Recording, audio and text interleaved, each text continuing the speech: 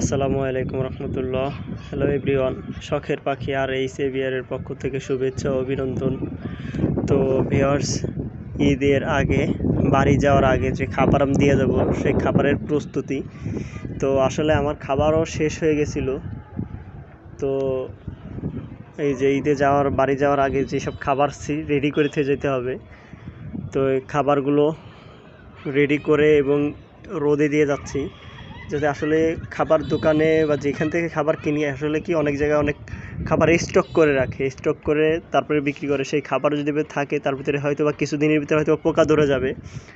তো আসলে এবং পোকা ধরে যাবে এবং খাবারের ভিতরে ব্যাকটেরিয়া তৈরি হবে, যার জন্য আমাদের পাখিও অসুস্থ হবে। তো রোদে দিয়ে ভালো করে ছেড়ে রোদে দিয়েছি। তো এই যে খাবার,